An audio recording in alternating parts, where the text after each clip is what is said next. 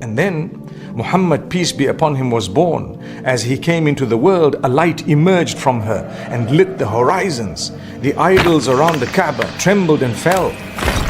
In distant lands, the fire of Persia that had burnt for 1,000 years was extinguished.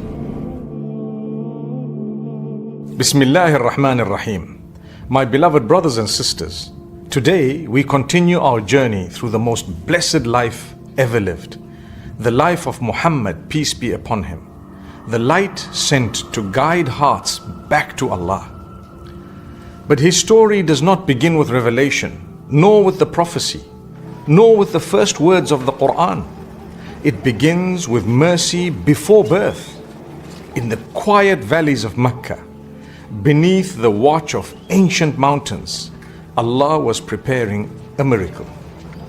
A child chosen before time, a heart protected before it ever beat, a light carried from one pure soul to another. This was not simply a birth. It was the unfolding of a promise that mercy would return to the world. So come with me.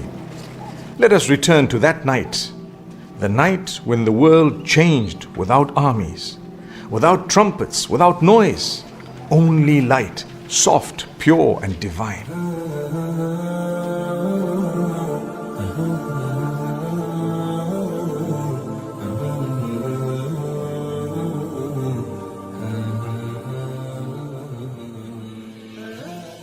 In the sacred city of Makkah, between the mountains that touch the sky, Allah's decree was unfolding with perfect harmony. The story that began with Zamzam and the vow of sacrifice was leading toward light, a light that would soon illuminate the world. Abdullah ibn Abdul Muttalib, noble in lineage and pure in heart, was chosen to marry Amina binti Wahab, a woman of honor and purity. When they were wed, the light of prophethood shone within him, and when he came to her, that light was transferred to her womb. A light that would soon bring mercy to mankind. Not long after Abdullah set out on a journey to trade in the land of Asham, on his way back, he fell ill in the town of Yathrib, what would later become Al-Madinah. And there, his soul returned to his Lord.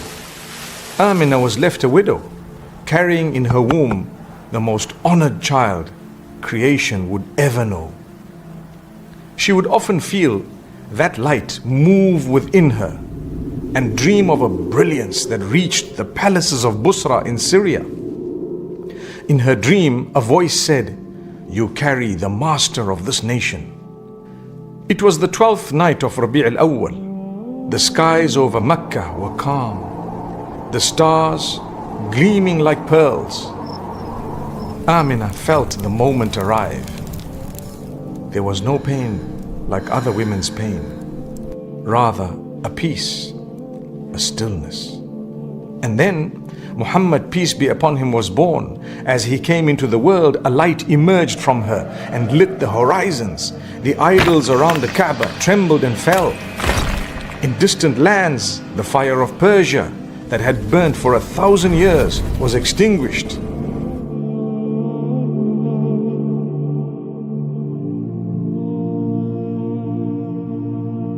His mother saw his face glowing like the moon and heard his voice say, "May Allah have mercy on you.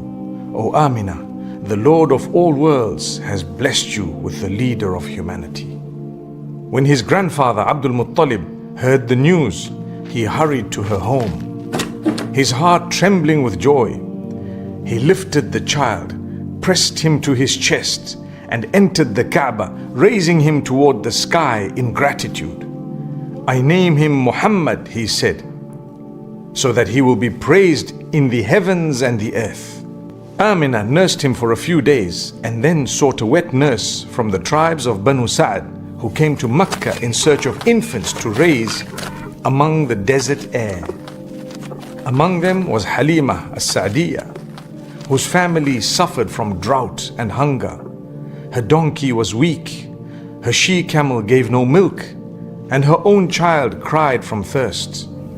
Every other mother found a child to nurse except her. None wished to take an orphan. She said to her husband, "By Allah, I will take that orphan boy, for perhaps Allah will bless." From the moment she held him, blessings poured upon them. Her breast overflowed with milk. Her camel gave in abundance. And the wind seemed softer upon their path. The weak donkey that lagged behind now outran the other beasts in the caravan.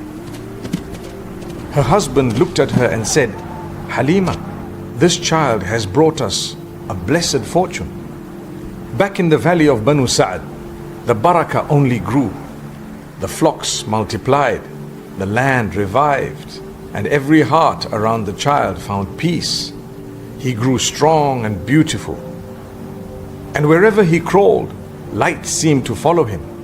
One day, while he played with his foster brother, behind the tents, two men dressed in white appeared.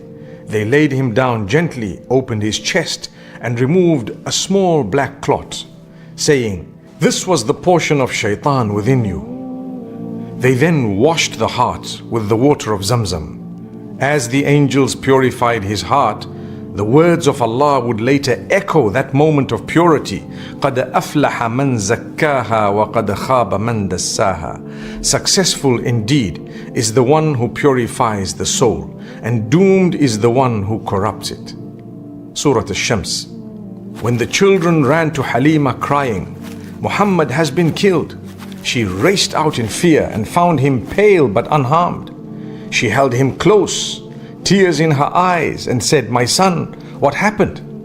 He replied softly, "Two men came to me, opened my chest, and purified my heart." She and her husband knew this was no ordinary child. Fearing harm, she returned him to his mother in Makkah. Amina welcomed her son with joy, and they lived peacefully for a time. When he was 6 years old, she took him to Yathrib. On the way back, she fell ill at a place called Al-Abwa. With gentle hands, she held her child close and whispered, "Every living soul shall taste death, but Allah will never forsake you." And there she passed away, leaving the boy in the care of her servant, Ayman. Alone yet not alone, for Allah was with him, guarding him with his protection. In kullu nafsin lamma alayha hafiz. There is no soul but that it has a guardian watching over it. His grandfather Abdul Muttalib wept when he saw the orphan child and said, "He is more beloved to me than my own soul." He would seat the boy beside him on the mat of honor near the Kaaba. And when others tried to move him away, he said, "Leave my son. He has his own greatness." But when Muhammad, peace be upon him, was 8 years old, his grandfather too returned to his Lord. With love and trust, he was placed under the guardianship of his uncle Abu Talib, the man who would protect him for the rest of his life. Abu Talib raised him as his own. They traveled together to Syria when the Prophet, peace be upon him, was still a boy. On that journey, near the town of Busra, a Christian monk named Bahira saw signs in the young boy's face.